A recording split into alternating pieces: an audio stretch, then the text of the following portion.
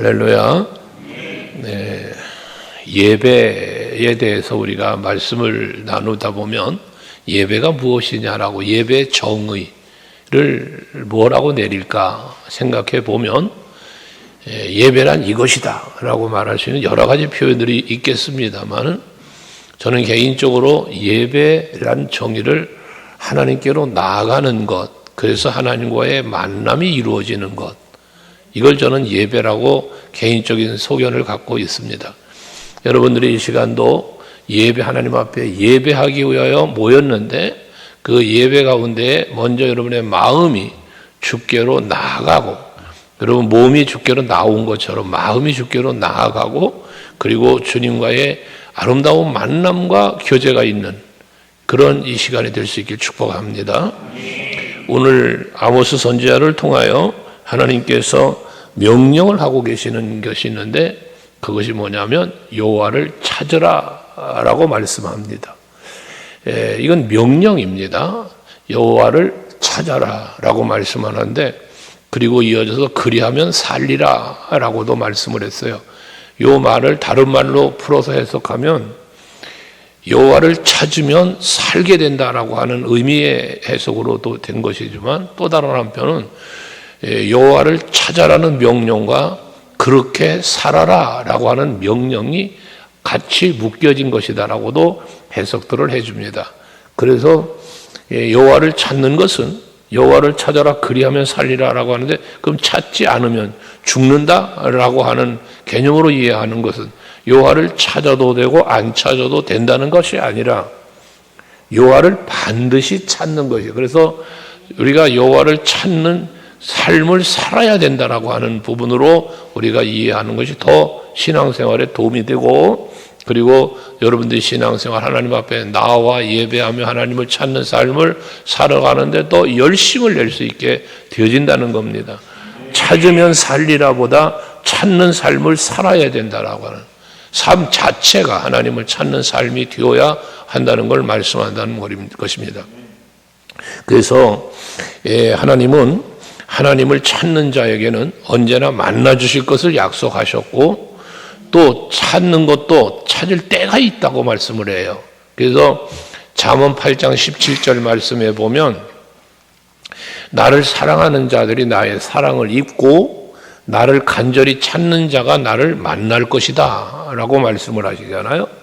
여러분들이 하나님 앞에 나아오시고 하나님을 찾고 가까이 하는 것은 하나님을 사랑하는 행위이고도 되지만 하나님을 만날 수 있는 비결인 거예요. 오늘 이 저녁에도 사모하는 마음을 갖고 하나님 앞에 나온 여러분들을 하나님은 만나 주실 줄로 믿습니다. 그런데 이사야서 55장 말씀에 보면 6절에 너희는 여호와를 찾을 만한 때에 찾으라고 그래요. 여호와 하나님을 찾을 만할 때에 여호와를 찾으라고 그러는데, 만날 만할 때, 만날 만한 때에 여호와를 찾으라는 거예요. 그건 뭡니까? 만날 수 있을 때가 있다는 거예요. 만나지 못할 때도 있다는 거죠. 성경에 우리에게 예수님 친히 비유로 말씀하셨잖아요. 열처녀의 비유에서 말씀하신 것이 뭡니까? 문이 닫히니까 와서 문을 두드려도 문이 안 열려요. 그 앞에 들어갈 수 없다는 걸 말하는 거예요. 그러니까 바깥 어두운 곳에서 이를 갈미 있으리라고 말씀합니다. 때가 있습니다. 여러분들 오늘이라고 하는 이 때, 이 시간에 주님 앞에 나오시면 예수를 만날 수 있는 시간인 거요. 거기에서 여러분들이 살고 번성하고 범사가 잘 되는 은혜와 복도 받을 수 있는 때라는 그 시간이라는 사실을 여러분들이 기억하며 살 수 있기를 바랍니다. 그래서 만날 만한 때에 하나님을 찾고 또 그가 가까이 계실 때에 그를 부르라고도 말씀을 해요. 그러니까 우리가 하나님을 만나려 할 때가 있고 하나님 앞에 기도해야 될 때가 있는 것처럼 그 때에 맞추어서 만나기 위해서 찾으면 만나 주실 거요. 또 부르짖으라고 해서 기도해야 될 때 기도하면 응답해 주실 것 아니겠어요? 그게 그리하면 살리라에 해당되는 거예요. 그래서 내가 하나님을 찾으면서 사는 것이 우리의 삶 자체가 그렇게 되어지면 결과적으로 사는 역사, 복된 역사, 형통한 모든 일들이 거기서 일어나는 거잖아요. 요셉이 하나님을 생각하고 기억하고 하나님 앞에서 살았어요. 이게 하나님을 가까이 하는 거예요. 하나님을 찾는 삶이에요. 동행하는 삶이에요. 그러니까 그는 노예로 팔려갔지만 그는 점점 하나님이 형통한 자가 되게 하셔서 한 가정의 총무가 아니라 나아가 나라를 다스리는 총리까지 되는 이런 엄청난 역사를 경험하게 되지 않았습니까?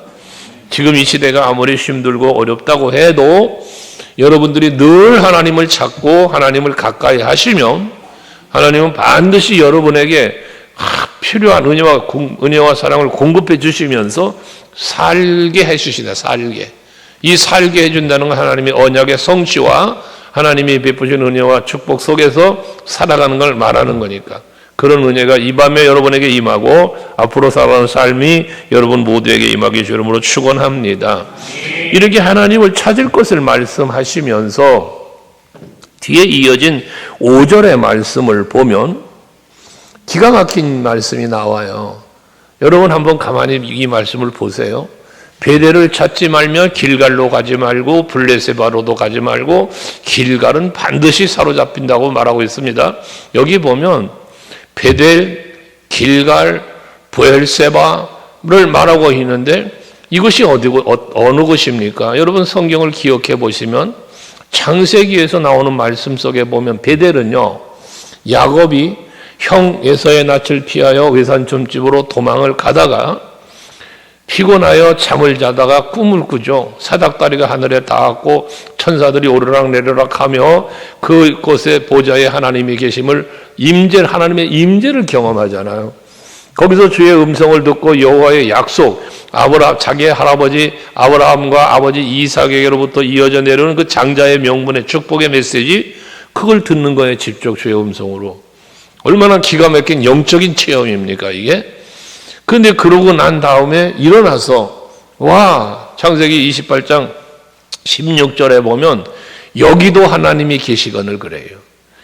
도망자의 삶 속에서 지금 외롭고 또한 힘들고 지쳐있을 야곱에게 하나님의 임재를 경험시켜 주시는 거예요.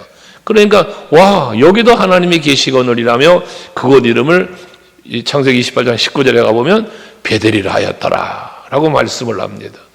베델이라는 이름이 왜 지어졌습니까? 힘들고 어려워하는, 참 괴롭고 힘들어하는 그 야곱에게 나타나서 여호와의 임재를 경험시켜 주시고 거기서 새 힘을 공급해 주신 처소가 베델이에요. 베델의 집이 뭐냐면 여호와가 여기 계시거늘 해서 하나님이 계신 곳, 하나님의 임재하여 계신 곳, 그래서 그것을 성전이라고 우리가 말하잖아요. 그게 베델을 일컬어 우리는 성전이라고 해석도 해주는 이거예요. 그런데 그런 베델로 나가지 말랍니다. 이건 다른 말로 말하면 교회 가지 말라는 얘기와 같이 해석할 수 있는 얘기 아닙니까? 이 5절의 말씀이. 기가 막힌 거예요. 베델을 찾지 말라는 거예요. 왜 하나님이 계신 곳인데 베델은 성전인데 왜 거길 찾지 말라고 말하는가? 이유가 있잖아요. 뒤에 나오는 길갈도 마찬가지예요. 길갈은 이스라엘 백성들이 요단을 건너고 여리고를 함락하기 전에 광야에서 뭐 했습니까? 할례를 행했잖아요. 여호수아가 백성들을 데리고 할례를 행한 후에 그 이름을 길갈이라고 했어요. 그러니까 그 길갈이라고 하는 이름은 수치를 굴려보낸다. 굴려보낸다는 뜻이에요. 길갈이 굴려보낸다. 그러니까 무엇을? 수치를. 애굽에서 종로로 했던 수치, 하나님과의 언약의 백성으로서 누려야 할 많은 것들을 누리지 못하고 종로로 됐던 그 수치스러움. 할례라고 하는 것은 하나님과 언약의 관계를 맺는 것인데 그 관계가 깨어졌던, 막혀져 있었던 이러한 상황들, 이게 다 수치스러움이란 말이에요. 영적으로. 이걸 굴려보냈다. 그래서 할례를 행함으로 하나님의 백성으로 다시 언약의 백성에 확인을 시키는 그런 행위가 할례의 행위였거든요. 그래서 그 이름을 길갈이라고 그런 거예요. 근데 그곳으로도 길갈로도 들어가지 말라는 거예요. 브엘세바는 또 무엇입니까? 브엘세바는 창세기 21장에 보면 하나님께서 아브라함이 혈통적인 장자 이스마엘을 내쫓아라. 그 이스마엘이 이삭을 괴롭히니까 사라가 아브라함에게 저 자식은 내 자식 아니야. 이건 내쫓으라고. 언약의 자식이 아니라잖아요. 그 내쫓게 했잖아요. 그래서 이스마엘 내쫓고 난 뒤에 기록되어 있는 말씀인데 거기 보면 아비멜렉이 비골이라는 장관과 더불어서 아브라함을 만나요. 그런데 만나게 돼서 뭐 합니까? 서로 타협을 하는 거예요. 당시에 무슨 일이 벌어지냐면 아브라함이 이제 그 식솔들을 이끌고 살다 보니까 당시 팔레스타인 지방에는 목축업을 주로 하다 보니 우물이 필요하잖아, 우물이. 그런데 이들이 우물을 차지하고 만들어 놓으면 이들이 와서 뺏는 거예요. 그러니까 그런 아비멜렉과 아브라함 사이에서 언약을 해요, 언약을. 그 언약이 뭐냐면 다시는 싸우지 말자, 우리. 그리고 우물을 뺏거나 그런 일 하지 말자. 서로 맹세를 하고 우물을 하나 놓았는데 그 우물이 브엘세바라는 이름을 붙인 게 그게 그 우물이에요. 언약의 우물, 약속의 우물이라는 거예요. 그럼 여기는 뭐가 들어있습니까? 브엘세바라는 그 우물 속에는 언약이 있는데 물론 아비멜렉과 아브라함의 언약이긴 합니다만은 이 언약 속에 하나님이 보증이 되셨어요. 하나님이 함께하는 우물이에요. 그런데 그 브엘세바도 가지 말라는 거예요. 나가지 말라는 거예요. 왜? 베델도 길갈도 브엘세바도 모두 다가 하나님과의 관계가 있고 하나님의 은총과 축복이 있는 그곳이 그런 곳인데 그 베델도 길갈도 이 브엘세바도 왜 거기에 가지 말라고 하느냐 그러면 여기가 우상의 소굴이 되었다는 거예요. 우상의 소굴이. 그러니까 여러분 아시죠? 베델에서 송아지 만들어 놓고 우상 만들어 놓고 그리고 이게 여호와라 하면서 예루살렘 올라가지 말고 백성들의 마음을 빼앗길까 봐 여로보암이 행위가 크게 나오잖아요. 그런 소굴이 되어버리고 만 거예요. 그러니까 그곳에 가지 말라는 거예요. 성전을 가지 말라는 말이 아니라 우상의 소굴이 되어버린 그곳에 가지 말라는 거예요. 길갈도 이 브엘세바도 마찬가지입니다. 여러분들의 신앙생활 속에서 정말 하나님을 이 성전에 여러분이 나와도요, 이 교회에 와도요, 교회에 오면 예수를 만나야지. 교회에 왔는데 예수를 만나지 못하고 다른 세상적인 것을 위하여 추구하며 교회에 나온다면 여러분 그것은 여기서 말씀하신 나가지 말라고 하는 베델이 될 수도 길갈이 될 수도 브엘세바가 될 수도 있다는 것입니다. 어느 목사님의 강력한 메시지 중에 하나가 뭐가 있냐면 신학자들에 대한 그분의 말씀이에요. 모 교단의 그 총장을 지내시는 분이신데요. 그분은 항상 그 메시지가 굉장히 강하세요. 신학은 학문이 아닙니다 라고 말씀하시는 분이에요. 신학은 학문이 아닙니다. 신학은 신앙이 되어야 합니다. 신학보다 신앙이 있어야 된다. 그걸 굉장히 강조하시는 분이거든요. 근데 그분의 메시지 중에 보면 무슨 말씀을 하시느냐면 교회에 신학자들이 들어와서 신학을 신앙을 성경을 학문으로 가르치려 한다는 거예요. 그걸 굉장히 아주 강도 높게 이렇게 지적을 하면서 그분 말씀의 주장인 건 뭐냐면 교회를 샤머니즘 쪽 우상의 소굴로 만드는 주인공들이다라고 그분은 꾸짖어요. 여러분, 우리 서강교회는 인본주의적, 학문적, 윤리적, 도덕적 관점에서 모임을 갖는 그런 교회와 성도들의 공동체가 아니고 예수가 주인이 되시고 성령이 역사하는 그러한 성전으로 우리는 모여야 해요. 그리고 그러한 여호와께로, 그러한 예수께로 가까이 나아가는, 그를 찾고 나아가는 우리들의 신앙, 우리들의 예배가 되어야 한다는 것이죠. 제가 우리 찬양들 하시죠. 늘 말했지만 성도들 앞에 콘서트 하지 말아라 라고 하는 이야기가 무엇입니까? 나의 아름다운 목소리, 나의 멋진 연주, 여러분 그거를 사람에게 보이려고 하는 게 아니라고 말이에요. 하나님 앞에 드려짐이라는, 하나님 앞에 드려짐. 이게 성전이고 이게 예배죠. 그런데 많다면 좀 그렇고 그 곳의 어떤 모습들을 보면 교회가 어떤 교회를 보고 어떤 모임을 보면 예수가 없는 모임, 성령의 역사는 없는 모임들도 있다는 것이죠. 그러니까 무슨 전공자들을 세워가며 여러 가지를 하지만 과연 그들 속에 예수가 있을까라는 생각을 들여다보면 그렇지 못한 부분들도 있더라는 것입니다. 우리는 항상 하나님 앞으로 나아갈 때, 하나님을 찾을 때에 그 나아감과 찾음의 본질은 우리 신앙의 중심이 되고 또한 그분에게 영광을 돌리고 그분을 만나야 내가 살 수 있다라고 하는 이 믿음과 소망을 가지고 나아오는 여러분들이 되시기를 바란다는 거예요. 그래서 우리가 찬양을 드려도 기도를 해도 말씀을 들어도 바리새인 같은 마음을 가지면 안 된다라는 것입니다. 왜 바리새인과 서기관들을 향하여 예수께서는 외식하는 자라고 말씀합니까? 외식한다는 말은 거짓된다는 거예요. 그 외식이라는 말의 다른 의미는 사람에게 보이려고 하는 거예요. 사람에게 보이려고. 하나님과 상관없이 사람에게 보여지는 나의 모습. 저들이 나를 뭐라고 할까? 저들이 나를 어떻게 봐줄까? 사람에게 인정받고 싶은 마음. 이게 다 외식이라는 거거든요. 우리 소강교회는 그런 외식함이 없는 교회가 되어야 합니다.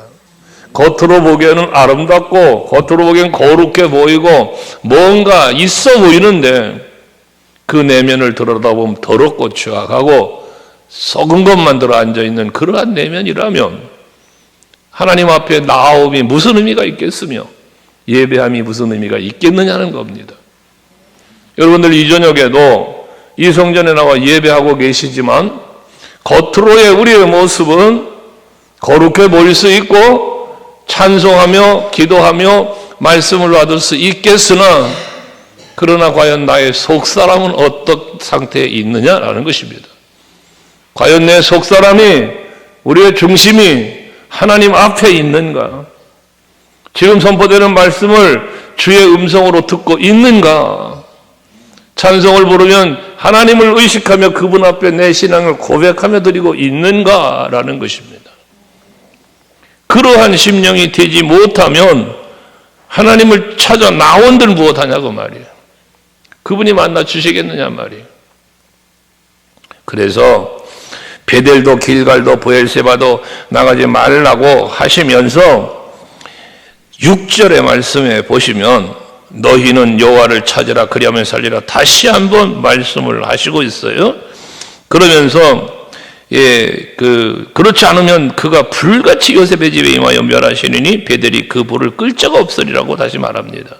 그러니까 변질된 베델, 변질된 길갈, 변질된 브엘세바를 가지 말라는 얘기예요. 그 변질되어진 심령, 변질되어진 신앙, 세속화되어진 육체적으로 빠져있는 그러한 모습으로 주 앞에 서지 말라는 겁니다. 거룩함이라는 게 무엇입니까, 여러분? 거룩함?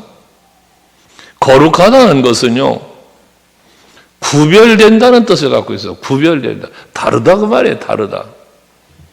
정탐꾼의 이야기를 우리는 잘 알죠. 몇 주 전에 우리가 함께 말씀을 나눈 말씀이기도 해요. 민수기 14장 24절 말씀에 보면 12명의 정탐꾼들 중에 10사람은 사실적 사람, 현실적 사람이에요. 현실의 상황, 세상의 환경, 조건을 본 사람들이에요. 그들은 그 가나안 땅을 들어가려다가 못 들어간다는 거예요. 우리 메뚜기 같다는 거예요. 그러나 여호수아 갈렙은 아니다. 저들은 우리 밥이다. 하나님이 우리에게 주신 땅 아니냐, 약속한 땅 아니냐. 그러니까 저 땅 우리가 차지할 수 있어. 우리 들어가자라고 외친 거 아닙니까? 그게 하나님이 말씀하신 거예요. 갈렙에 대해서. 여호수아이지만 갈렙의 이름을 거론하면서 내 종 갈렙은 그 마음이 뭐해? 그들과 달랐답니다. 그들이 누굽니까? 부정적인 보고를 했던 10사람들과 달랐다는 겁니다. 이 달랐다는 것이 거룩함이에요. 우리 서강교회 성도들은요, 다른 교회 성도들과 다를 수 있길 원해요. 오늘 여기 성경으로 말하면 세속화되어지고 또 우상을 섬기며 교회를 다녀도 샤머니즘적인 그 생각 가지고 다니고 여러분 그러지 말자는 거예요. 이게 구별된 거야, 여러분. 여러분들이 하나님 앞에 예배하는 모습도 성전에 나와 봉사하며 헌신하고 수고하는 것들도 범사의 모든 것들이 남들과 달라야 된다는 거예요. 이게 거룩함. 그러한 거룩함으로, 그러한 거룩한 마음과 거룩한 자세로 우리가 하나님을 만나야 된다는 것입니다, 여러분.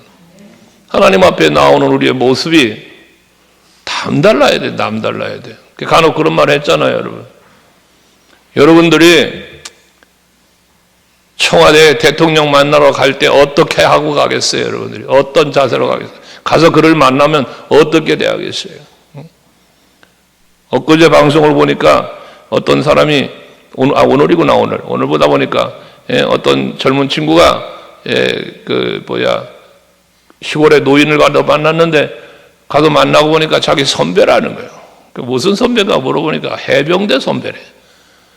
그러니까 갑자기 부동자세가 되더니 거수경례를 해가면서 인사를 하고 그러는 걸 봤어요. 한 번 해병은 영원한 해병이라며.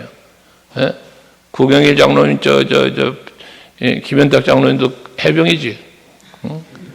한 번 해병은 영원한 해병이랍니다. 뭔가 다르다는 거예요. 다르다는 거예요. 여러분, 우리가 하나님 앞에 설 때에 십자가의 군병으로, 예수의 좋은 병사로, 하나님의 사람된 모습으로 설 수 있어야 돼. 마음가짐도, 여러분들 복장도, 모든 게 다 마찬가지예요.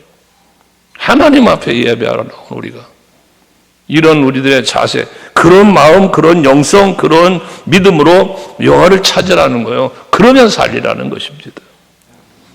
그러면서 이어진 말이 7절인데요. 거기 보면 정의를 쓴쑥으로 바꾸고 공의를 땅에 던지는 자들아 라고 말합니다. 이건 지금 베델에 있는 자들이, 길갈에 있는 자들이, 브엘세바에 있는 자들이, 이게 하나님의 임재와 하나님의 언약을 통해서 이루어졌던 관계에 형성되었던 곳이지만 이렇게 변질이 돼서 어떻게 정의를 쓴쑥으로 바꾸고 공의를 땅에 던지는 자, 그들이 사는 처소가 됐단 말이에요, 거기가. 그럼 이건 뭐를 말하는 것입니까? 정의가 뭐며 공의가 무엇입니까? 하나님의 말씀입니다. 하나님의 명령입니다. 우리의 본질적 신앙의 자세입니다. 이거를 쑥으로 바꿔버리고 땅에 던졌다? 가치를 잃어버렸다는 거예요. 가치를. 하나님의 정의, 거룩하신 그 말씀을 쑥처럼 여겨버리고, 성경에서 쑥은 보잘것 없는 것이에요. 땅에 던져버리고, 이걸 말하는 것이거든요. 하나님의 말씀을, 하나님의 그 사랑을, 하나님의 은혜와 복을 무시해버리고 던져버리는 이런 행위를 말하는 거예요. 저들은 그랬다는 거예요. 여러분들은요, 우리 서강교 성도 여러분들은요, 하나님의 말씀을 무시하면 안 돼요. 하나님의 말씀을 무섭고 두렵고 떨리는 마음으로 받아야 돼요. 모든 말씀을. 어떤 말씀은 아멘이고 어떤 말씀은 거부하는 게 아니라 모든 말씀이 아멘으로 받아들여져야 되는 거예요. 그것이 여러분의 믿음인 거예요. 신앙이 되어야 하는 거예요. 김한권 집사는 왜 웃어? 여러분, 하나님의 말씀 속에, 성경 속에 하나님의 말씀이 아닌 게 어디 있어요? 모든 성경은 하나님의 감동으로 된 것으로 했어요. 창세기 1장 1절부터 계시록에 이르기까지 모든 말씀은 성령의 감동으로 기록한 말씀이요. 말씀이 아닌 게 없어요. 어떤 사람은 그랬어요. 어떤 신학자의 이야기예요, 여러분. 성경에 보면, 요즘 나오는 성경에 보면 예수님 말씀하신 것은 빨간 글씨로, 일반 사람이 쓰는 그런 검은 글씨로 표현한 것들도 있어요, 성경이. 예수님이 하신 말씀, 여호와께서 이렇게 말씀하신 그 말씀은 하나님 말씀이고, 그 외에 사람이 쓴, 예를 들면 모세가 썼어, 사무엘이 썼어, 바울이 썼어, 그건 그들의 말이라는, 이런 당치도 않는 말을 하는 그런 엉뚱한 신학자가 있었어요. 근데 아니에요. 늘 말하자면 성경이 말하는 거 아닙니까? 성령이 감동하여 썼다. 그건 하나님 말씀 아닙니까? 제가 여러분에게 말했잖아요. 저 자신이 설교하는 것도. 저는 스피커에 해당된다. 스피커. 말씀드렸죠, 이 말씀이요. 제가 스피커야. 그러면 여러분들 저 스피커를 통해서 말씀이 들리지만 정작 말하는 일 어디서 말해? 여기서 말해. 마이크에서. 이건 뭐야? 스피커가 말하는 게 아니고 지금 이 단상에서 마이크 앞에서 내가 말하고 있다고요. 그걸 여러분 스피커를 통해 들어. 마찬가지예요. 하나님이 말씀하시는 거예요. 누굴 통해서? 나를 통하여. 내가 스피커요. 말씀을 하나님이 한다 그 말이에요. 이게 여러분의 말씀을 대하는 태도여야 된다는 거예요. 근데 설교를 들으면서도 어떤 목사님 말씀하는 거 요거는 하나님 말씀이고 요거는 사람 말이고 여러분 요건 소중하고 은혜가 되고 이거는 하찮은 거고 그걸 여러분이 왜 판단하냐 그 말이에요. 교만한 거지. 성경에 기록된 모든 말씀은 기록된 것도 그럴 뿐더러 말씀을 전파하는 거지. 여러분 제가 말씀을 전하던 우리 백 목사님이 전하던 김강도사님 전하던 누가 전하던 구역예배 시간에 구역장님들이 말씀을 전하던 다 하나님 말씀이요. 이게 여러분의 신앙이어야 된다는 거예요. 그래서 우리가 하나님 앞에서 절대 이들은 정의를 쓴쑥으로 바꿨대요. 하찮게 여겼다는 거야. 공의를 땅에 던져버렸대요. 무시했다는 거예요, 여러분. 그러니까 저들이 멸망당하는 거예요, 여러분. 그들에게 가까이 나가지 말라고 말씀하는 거예요. 8절도 보세요. 묘성과 삼성을 만드시며 사망의 그늘을 아침으로 바꾸고 낮을 어두운 밤으로 바꾸고 바닷물을 불러 지면에 쏟고 이를 찾으라. 그 이름은 여호와라. 그렇게 하시는 일을 찾으라는 거예요. 이 뭘 말하는 거예요? 만물을 창조하시고 섭리하시는 분이요. 여러분 만물을 창조하시고도 기가 막힌 일입니다. 만물을 창조하신 것도. 근데 이것을 다스리는 것도 대단한 거 아닙니까, 여러분? 일본에 그 대지진이 일어났을 때에 그 엄청난 쓰나미가 몰려와가지고 난리 한번 났었지 않았습니까? 원전 그 사태가. 응? 바닷물이 육지로 거꾸로 뒤집어지지 않고 바다는 바다로 육지는 육지로 산은 산으로 여러분 존재할 수 있다는 건요. 이거 하나님의 섭리로 되어지는 게 아니에요. 뭐 자전, 공전, 이런 거 말하잖아요. 만유의 인력 뭐 등등을 과학적으로 말하지만 그 모든 걸 과학적으로 말하고 창조과학회라고 해서 하나님이 창조하신 걸 과학으로 증명해 보겠다는 전 그 사람들 싫다고 그랬잖아요. 저는 그분들이 이 설교 들을까 모르겠습니다만 싫다고 나는 거예요. 어떻게 피조물 된 인간이 하나님의 창조를 증명하려고 그러냐고요. 말이 안 되는 거지. 하나님이 천지를 창조하셨다는 믿으면 되는 거지. 하나님의 십자가에 죽었다 살아났다 그럼 그냥 믿으면 되지. 홍해가 갈라졌어? 믿어. 반석에서 물이 나왔어? 믿어. 믿으면 될 것 아니에요. 믿으면. 근데 믿지 못하는 이유가 어디 있어요? 믿지 못하는 이유가 인간의 본성, 인간의 판단과 지식과 그거 갖고 판단 안 하니까 안 되는 거예요. 그러니 순종도 안 되는 거예요. 믿어지지 않으니까 순종도 안 되는 거예요, 여러분. 신앙생활을 어떻게 해? 그래서 내가 하고 싶은 대로 해. 내가 하고 싶은 대로. 하나님의 말씀에 순종이 아니야. 목사가 말하면 듣질 않아. 내 멋대로 하는 거예요. 내 멋대로. 내가 하고 싶은 대로. 그러니까 교만이 영적인 교만인 거예요. 이게. 믿음이 좋은 것 같지만 영적 교만이라고요, 여러분. 제가 늘 말하잖아요. 하나님 중심, 말씀 중심, 교회 중심의 신앙생활이 이루어져야 된다. 이게 개혁주의 3대 신앙이라고 말하는 거라고 했잖아요. 왜 그 중심이 하나님으로, 말씀으로 교회로 와야 되냐. 이게 예수 중심이에요. 이게 예수 중심. 교회에 들어오면 왜 목회자가 중심이 돼야 돼? 하나님이 세운 하나님의 사람이니까 그런 거예요. 할렐루야. 왜 기관에 가면 기관장이, 구역으로 가면 구역장이, 왜? 하나님이 세웠거든, 하나님이. 그리고 중심이 되어야 된다는 거예요. 여러분, 나무 이야기를 했잖아요. 나무에 원줄기가 있고 붙어있는 원가지가 있고 그 원줄기에 붙어있는 원가지에는 격가지가 또 붙어있다고 그랬잖아요. 이런 의식인 거예요, 이런 의식은. 이 원가지는 줄기가 없으면 아무 소용없는 거예요, 이거. 줄기가 없는, 원래 나무 줄기 뿌리가 밖에는 줄기가 없는 가지가 무슨 의미가 있어요, 이게? 꽃꽂이 같은 거죠, 꽃꽂이 같은 거. 원줄기에 붙어 있으니까 그게 생명이 있고, 거기에 격가지도 붙는 거지. 그렇지 않아요, 여러분? 그러니까 여러분의 신앙생활이 중심이 무너지면 안 된다고 말이에요, 중심이. 그럼 이 중심이 누가 돼야 돼? 내가 되면 안 된다는 얘기를 늘 하는 거예요, 그래서 내가 중심이 되면 여러분 신앙 멋지고 뭐 대단한 것 같죠? 아무것도 아니에요, 여러분. 좋아. 얼마나 이쁩니까, 여러분? 좋아는요, 이파리 하나 병든 거 없어요. 제가 저기 경북 어디 집회 갔을 때, 의성이구나. 집회 갔을 때 얘기했잖아요. 너무 아름다워, 이뻐. 근데 화분이 빼창 말라가지고 도대체 물도 안 준가? 내가 야단을 쳤다고 뽀송뽀송해가지고. 다음 날인가 없어졌어, 화분이. 뭘 주면 될 거 왜 화분까지 없앴는가 물어보니 좋아졌대요. 좋아. 엄청 아름다워요. 이뻐요. 그런데 생명이 없었어요.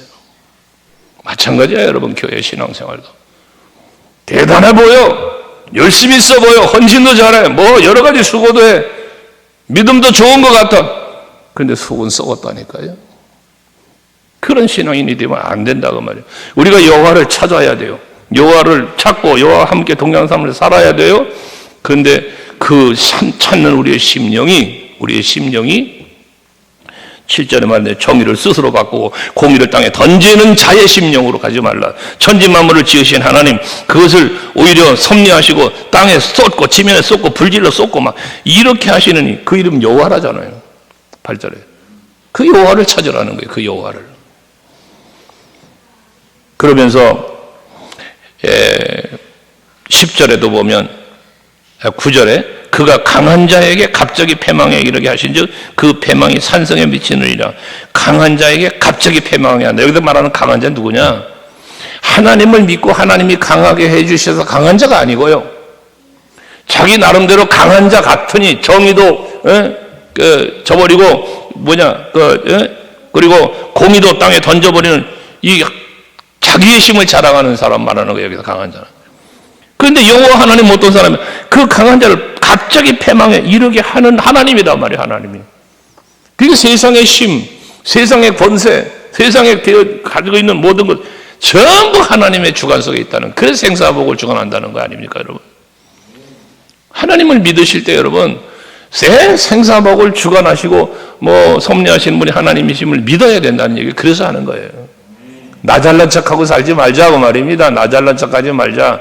내가 잘났어? 잘난 걸 하나님이 잘나게 해주셨지, 내가 만들어낸 잘남입니까? 간혹 말했잖아요. 내가 열심히 해서 뭔가 이루었어, 내가 했다. 여러분 그런 생각 버리라니까요. 할 수 있게 하시니까 하나님이란 말이에요. 내가 열심히 일했어요? 여러분 일할 수 있도록 건강 주셨고 일할 수 있는 환경 만들어 주시니까 하나님이라니까요. 이걸 인정해야 돼요 여러분. 이거를 내가 무슨 지식의 힘, 뭐 능력의 힘, 무슨 재주, 여러분 달란트, 이거 다 하나님 주신 거예요. 하나님이 거둬가면 그냥 걷어가는 거예요. 그냥 걷어가는 거예요 여러분. 네? 그래서 10절에도 보면 무리가 성문에서 책망하는 자를 미워하며 정직히 말하는 자를 싫어하는도다. 여기서 성문에서 책망하는 자가 뭐예요? 정직히 말하는 자가 뭘 말하는 거예요? 하나님의 말씀, 진리를 말하는 걸 듣기 싫어한다고 말이에요. 여러분 지지난주에 말씀드렸죠. 부흥회 가면 늘 하는 말 중에 하나예요. 은혜 받았다, 은혜 받았다. 은혜를 많이 말해요. 여러분도 마찬가지라고 그랬잖아요. 근데 어떤 게 은혜 받았어? 내가 듣고 싶은 말을 들으면 은혜 받았다는 거예요. 내가 듣고 싶은 말. 좀 듣기에 거북스러워, 마음이 상처가 있어, 찔려. 그러면 은혜 받았단 말 안 하고요, 목사님이 나 깠다고 그래요. 시험을 들어요. 시험이 들어. 은혜를 받는 게 시험이 들어. 그런데 엄밀히 말하면 은혜를 받는 거 어떤 게 은혜 받는 거예요? 내가 듣고 싶은데 달콤한 소리를 듣는 게 은혜가 아니라 내 심령이 잘못된 부분을 지적받고 뭔가 내가 병든 영혼을 치유받기 위한 그 아픔, 그 찔림, 이게 은혜죠. 이게. 그래서 회개하고 그래서 변화되는 거, 내 잘못된 삶의 방향을 바꾸는 거, 내 삶의 습관을 바꾸는 거, 이게 진정한 은혜죠 여러분. 그런데 지금 은혜 안에 있지 못한 사람들, 하나님을 찾지 않고 무시해버리는 이 사람들은요, 그렇게 성문에서 책망하고 정직히 말하는 그 진리를, 복음을 선포하는 자들 미워했다는 거예요. 미워했다는 거예요. 말씀 받아들이지 않았다는 거 아니겠습니까? 그러면서 11절은 너희가 힘없는 자를 밟고 그에게서 미래 부당한 세를 거두었은즉, 이게 뭐 하는 거예요? 세상 권세를 가지고 가난하고 불쌍한 사람들을 짓밟는 거예요. 빼앗는 행위를 말하는 거예요. 마치 아합 왕이 나봇의 포도원을 뺏는 행위 아시죠? 그 왕궁 앞에, 성 앞에 조그마한 포도원 하나 갖고 있는데 그걸 뺏고 싶은 거야. 그거를 이 아합 왕이 지는 왕궁에 살면서. 네? 그래도 지 뭔 양심이 있었던가 그냥 왕권을 갖고 뺏져라고 그 꽁꽁 알고 있으니까 그 안에 이세벨이가 그거 갖고 뭘 그러냐 그래놓고 가가지고는 나보다 죽여버리고 그 포도원을 차지하게 하는 이 아주 악을 해가잖아. 이세벨이라는 여자가. 아합이나 똑같은 거지 뭐예요. 그 약한 작걸 취하는 거예요. 뭐 때문에? 욕심 때문에. 욕심. 그 결과는 어떻게 됐습니까? 엘리야 선지자를 통해서 말씀하신 것처럼 열왕기하 21장의 말씀 보면 네가 죽게 될 거고 그 죽고 나면 개들이 그 피를 핥을 거라고 그래가면서 엘리야가 예언했잖아요. 이세벨에 대해서도 예언하고요. 근데 22장에 가보면 그 예언한 대로 됐어요. 전쟁에 나가서 여호사밧과 전쟁터에 나갔다가 여호사밧 왕을 왕위로 꾸며놓고 세워놓고 자기는 일반복 입고 병들조 속에 숨어가지고 전쟁을 했잖아요. 근데 하나님이 죽이시는 방법 보세요. 적군이 우연히 쏜 화살이에요. 우연히. 아합왕을 조준해서 쏜 게 아니라 우연히 쏜 화살에 겨드랑이가 맞아 죽었대요. 여러분, 이거 참 기가 막힌 일 아닙니까? 여러분, 왜 그가 그렇게 죽었습니까? 연약한 자의 것을 빼앗는 그 악을 행한 결과였던 거예요. 그런 모습들이 옳지 않다는 거죠. 왜 성경의 교훈은 고아를, 과부를 긍휼히 여기고 불쌍히 여길 것을 이야기합니까? 빼앗았지만 자기 것으로 누려보지 못한 그러한 일을 벌이고 말았던 거 아니겠습니까? 그래서 11절에 그 말을 하는 거야. 힘없는 자껏 밟고 그에게 미래 부당한 세를 거두고 너희가 비록 다듬은 돌로 집을 건축하였으나 거기 거주하지 못할 것이고 아름다운 포도원을 가꾸었으나 그 포도를 맞지 못하리라. 뺏었지만 누리지 못한다 그 말이에요. 뺏었지만 누리지 못한다는 거예요. 왜 그럼 이러한 악을 행하는가란 말이에요. 여러분, 디모데전서 6장 10절에 보면 돈을 사랑하며 일만하게 뿌리가 된다는 말씀이 있어요. 여러분, 부자가 죄가, 여러분 또 예수님 그러잖아. 부자가 그 천국에 가는 게 낙타가 바늘귀로 들어가는 것보다 어렵다 그래요. 여러분, 부자가 죄인입니까? 여러분, 부자가 죄인이요? 아닙니다. 부요함이 죄인 아닙니다. 성경은 하나님 주는 복에 부요함을 약속합니다. 풍요로움을 약속하셨습니다. 하나님이. 그런데 부자가 죄라고요? 아니에요. 여러분, 부자가 죄가 아니에요. 욕심이 죄죠. 부요가 죄가 아니라 욕심이 죄인 거예요. 욕심이. 좀 아까 말한 아합왕도 욕심이었잖아요. 욕심요. 욕심. 그래서 야고보 사도를 통해서 말씀하는 거 아닙니까? 야고보서 1장 15절에 보면 욕심이 잉태한 즉 죄를 낳고 죄가 장성한 즉 사망을 낳느니라 말씀을 하는 겁니다. 오늘 예배하는 여러분들은 욕심을 버리셔야 돼요. 예수께서 제자들에게 기도를 가르쳐 주실 때에 여러분, 일용할 양식을 주옵시고 그랬어요. 일용할 양식을 주옵시고. 그러면 일용할 양식이면 부족할까? 아니요, 여러분. 매일매일 날마다 매일매일 먹을 양식을 주시면 먹을 거 마실 거 입을 걱정할 필요가 없잖아요, 여러분. 그렇잖아요. 근데 왜 일용할 양식이 아니라 곳간에 쌓아놓기를 기도하고, 왜? 이게 욕심이라는 거예요, 욕심. 에덴 동산에 하와가 선악과를 먹은 것도 욕심이라고 그랬잖아요. 선악과 말고도 먹을 게 지천에 깔려 있는데 얼마나 많은 걸 누릴 수 있는데 그걸 누리지 못하고 만족하지 못하고 감사하지 못하고 그놈의 욕심 때문에 그리 돼버린 거예요. 오늘 예배하는 여러분들의 마음에는 욕심이 사라지고 그리고 오직 거룩한 하나님만 바라보면서 살아갈 수 있는 여러분들이 되시기를 바랍니다. 예수께서는요, 마태복음 7장에 보면 그런 말씀을 했어요. 거룩한 것을 계획해 주지 말고, 거룩한 걸 계획해 주지 말고 또 진주를 돼지에게 던지지 말아라 하는 말씀을 해요. 거룩하신 하나님의 말씀은 살아있는 여러분들에게 필요한 거야.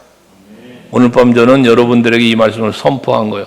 여러분이 개나 돼지라면 이 말씀을 여러분들에게 선포할 이유도 없어요. 여러분들은 예수 그리스도로 말미암아 새 생명을 얻은, 영생을 얻은 하나님의 사람이기에 이 말씀이 선포될 때에 그 말씀을 아멘으로 받을 수 있는 것이고, 그 말씀이 여러분 심령 속에서 생명의 역사를 이루어서 개나 돼지가 아니라 영생 얻은 하나님의 사람으로 온전해지는, 그게 디모데후서 3장 17절 말씀이잖아요. 성경 말씀을 하나님의 감동으로 기록했는데, 그래서 교훈과 책망과 바로 교훈과 의로에게 유익한데, 이 말씀을 통해서 뭐한다? 하나님의 사람으로 온전케 하며, 그러잖아요. 하나님의 사람으로. 우리 서원교회 성도 여러분들은 예배를 드릴 때마다 하나님의 사람, 거룩한 마음, 거룩한 몸으로 하나님 앞에 예배하고, 또 예배 시간에 주어지는 하나님의 말씀이나 여러분들의 기도의 응답의 은총을 힘입어서 더 거룩하고 더 깨끗한 모습으로 하나님의 사람다운 모습을 이루는 삶을 살면서, 그런 모습으로, 거룩한 모습으로 하나님을 찾고 하나님께로 나아가는, 그 항상 그렇게 사는 여러분, 찾으면 살리라가 아니라 항상 찾는 삶을 살아라로 이해하라고 그랬죠. 그러면 그것이 여러분들에게 범사에 필요한 은혜를 채우신 하나님 은혜 안에서 복된 삶을 살게 되어질 것입니다. 오늘 이 밤 그런 믿음의 확신을 가지시고 자기를 살피면서 그에 합당한 모습에 나를 만들기 위한 몸부림을 칠 수 있는 이 밤이 되기 원하고, 앞으로 그에 합당한 거룩함에 이르는 열매를 맺는, 로마서 6장에서 말하는 거룩함에 이르는 열매를 맺는 여러분의 삶이 될 수 있기를 주의 이름으로 축복합니다. 할렐루야.